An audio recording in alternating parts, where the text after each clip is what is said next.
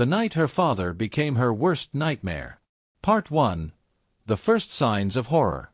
It started as an ordinary night. The air was thick with the scent of rain-soaked earth, and the old wooden house creaked under the weight of the howling wind. Eileen sat by her bedroom window, staring into the darkness, her fingers tracing patterns on the fogged-up glass. She had always felt safe here, in her home, with her father. But that night, something changed. Her father, Jonathan, had always been a kind and loving man. A single parent since her mother's passing, he had raised Eileen with warmth and care. But lately, something about him had started to feel off. It was in the way he looked at her, too long, too intense. It was in the way his voice had begun to waver, as if suppressing something dark within. And then there were the nights. For the past few weeks, Eileen had been waking up to the sound of footsteps outside her door. Heavy, deliberate footsteps. At first, she thought she was imagining them. But soon, she realized they were real. This night was no different. The clock read 2:17 a.m. when the first creak echoed through the hallway. Eileen's eyes snapped open. Her heart pounded against her ribcage as she strained to hear.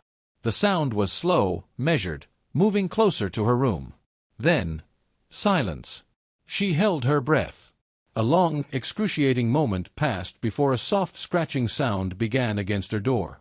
A slow, deliberate scrape, like fingernails dragging across the wood. Her throat clenched. "Dad!" she whispered, her voice barely audible. No response. She reached for her bedside lamp and flicked it on, flooding the room with weak yellow light. The scratching stopped. Eileen forced herself to her feet, her legs trembling as she tiptoed toward the door. She hesitated, then pressed her ear against the wood. Nothing.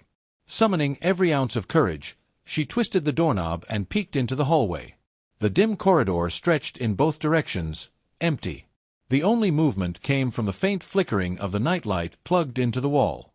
With a shaky sigh, she stepped back inside and locked the door. But just as she turned, she saw something that made her blood freeze. Her closet door was slightly open. She knew, without a doubt, that she had closed it before bed. A cold wave of fear washed over her. Slowly, she approached the closet, each step feeling heavier than the last. The air seemed to thicken around her, the silence pressing in from all sides. With a trembling hand, she reached for the closet handle and yanked it open. Nothing. Just clothes hanging limply on their hangers, a few old shoeboxes stacked on the floor. But the unsettling feeling remained. Eileen shook her head, convincing herself it was all in her imagination. She shut the closet door and climbed back into bed, pulling the blanket up to her chin. But she couldn't shake the feeling that she wasn't alone. The change in her father. The next morning, she found her father in the kitchen, sitting at the table with a cup of coffee. But something about him was wrong. His eyes were bloodshot, his skin pale and clammy. He barely looked at her when she entered. "Dad," she said cautiously. He lifted his gaze, and for a split second, she swore his pupils dilated unnaturally, expanding like ink spreading through water. "Did you sleep well?" His voice was hoarse. Eileen hesitated. "Not really. I thought I heard something last night." His fingers tightened around his coffee cup. "What kind of something?" She swallowed. "Footsteps. Scratching. It was probably just my imagination, though." Her father stared at her for a long moment before forcing a weak smile. "You've always had a vivid imagination, sweetheart." Something about the way he said it made her stomach turn. She tried to brush off the unease and went about her day. But the strange feeling wouldn't leave her. She noticed things, small, unsettling details. How her father barely ate anymore. How he would suddenly stop mid-sentence, staring blankly into space before snapping out of it. How his movements at night had become more erratic, pacing back and forth in his room, whispering to himself. And then there were the locked doors. Her father had started locking the basement door, a door that had always remained open before. One night, curiosity got the best of her. When she was sure he was asleep, she crept out of her room and tiptoed toward the basement. Her fingers brushed against the cold doorknob. Locked. She pressed her ear against the wood, listening. At first, there was nothing.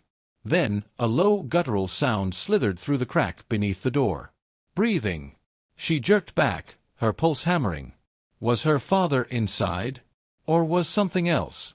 Before she could decide what to do, a soft voice came from behind her. "What are you doing, Eileen?" She whirled around. Her father stood there in the darkness, his face half-shadowed. But his eyes were completely black. Eileen's breath hitched. She stumbled backward, pressing herself against the basement door. "Dad." His lips curled into a slow, unnatural smile. "You shouldn't be here." A deep, gnawing terror gripped her chest. She wanted to run, but her body wouldn't move. "Dad, what's wrong with you?" Her voice was barely a whisper. His smile widened, revealing teeth that seemed sharper than they should be. "You'll understand soon enough." And then, in a flash, he lunged. Eileen barely had time to react. She ducked just as his hand swiped toward her, catching a glimpse of his fingers, elongated, claw-like. She screamed and bolted down the hallway, her bare feet slapping against the wooden floor. Behind her, she heard the heavy, inhuman sounds of her father's breathing, followed by the sound of him hitting the floor on all fours.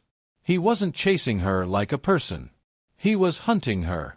She dashed into her room and slammed the door shut, locking it just as his body collided with the wood. The force shook the entire room. Eileen stumbled backward, pressing a hand over her mouth to muffle her sobs. "Sweetheart," his voice cooed from the other side, but it was wrong, warped, twisted, crawling with something sinister. "Don't be afraid. Daddy just wants to talk." She didn't answer. The doorknob rattled. Then, a whisper, so soft she almost didn't hear it. "You shouldn't have opened the closet." Eileen's stomach dropped. How did he know? Before she could react, the door handle stopped shaking. Silence stretched through the house. Then, ever so slowly, the sound of retreating footsteps. He was leaving. But Eileen knew this was far from over. And she wasn't sure if she'd survive the next night. To be continued in Part 2. Would you like me to continue the next part of the story?